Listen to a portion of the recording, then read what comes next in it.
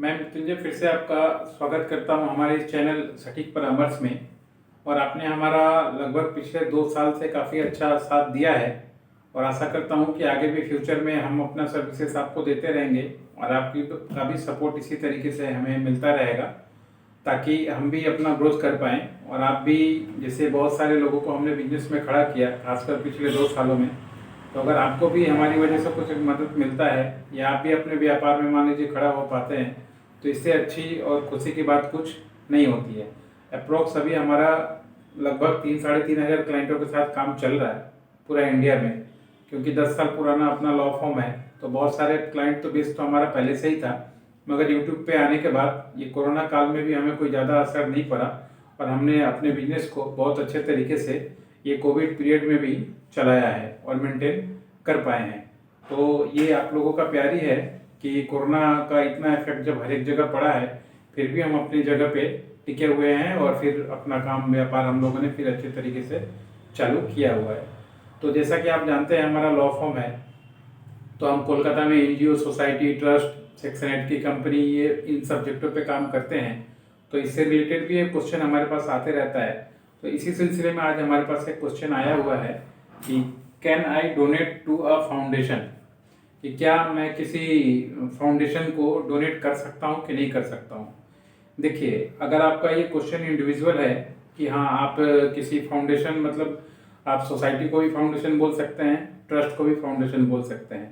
तो ज़्यादातर जो एनजीओ है वो आपको ट्रस्ट या सोसाइटी में ही मिलेगा जो इंडिया में काम कर रहा है। ट्रस्ट का अपना अलग पैटर्न है, सोसाइटी का अपना अलग पैटर्न है, दोनों का अपना अलग अलग रजिस्ट्रेशन एक्ट है, मगर काम बेसिकली दोनों का एक ही है, सोशल वर्क।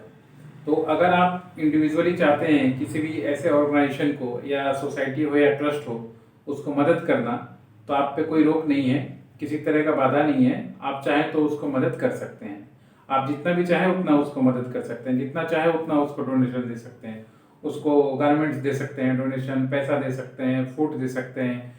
सिर्फ पैसा ही डोनेशन नहीं होता है, किसी भी फॉर्मेट में डोनेशन हो सकता है। आप हॉस्पिटल बनाने के लिए जगह दे सकते हैं, स्कूल खोलने के लिए जगह दे सकते हैं, ये हर एक चीज़ जो है डोनेशन ही है। मगर आपको सिर्फ ये देखना है कि आप डोनेशन उसको दे रहे हैं तो आपका पर्पस क्या है। अगर आप ऐसे ही उसके हेल्प के लिए डोनेशन दे रहे हैं तो मोस्ट वेलकम, आपका स्वागत है, आप उसको ज़रूर दीजिए। मगर आप डोनेशन इसलिए देना चाहते हैं कि आपको उस डोनेशन का टैक्स बेनिफिट गवर्नमेंट से मिले, तो फिर आपको थोड़ा सा केयरफुली इस चीज़ को देखना है कि वो जो ऑर्गेनाइजेशन है उसका 12A या 80G रजिस्ट्रेशन है कि नहीं।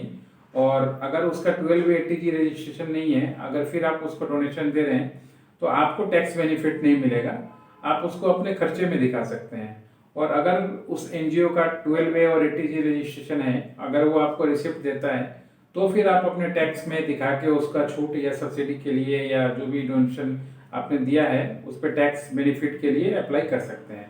तो ये आपके ऊपर है कि आप कौन से एनजीओ को दे रहे हैं ये अपना डोनेशन जो देना आप चाहते हैं।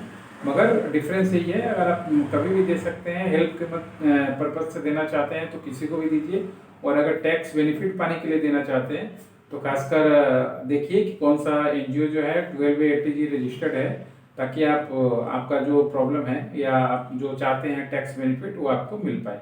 आशा करता हूँ कि क्लियरली मैंने आपको बता दिया कि अगर आप डोनेशन देना है दीजिए, मगर अगर आपके ऊपर है कि आपको क्या लेना है, बेनिफिट लेना है या सिर्फ ऐसे ही देना है। तो आप इसको देखते हुए आपके एरिया में जो भी एनजीओज हैं आप देखिए, उनको जो भी अच्छा काम कर रहा हो तो आप जरूर उसको डोनेशन के तौर पे कुछ भी दे सकते हैं। ऐसा नहीं है कि सिर्फ पैसा ही दे सकते हैं, कुछ आइटम भी दे सकते हैं, बहुत सारा चीज़ है जो आप दे सकते हैं। आज के लिए इतना ही दोस्तों।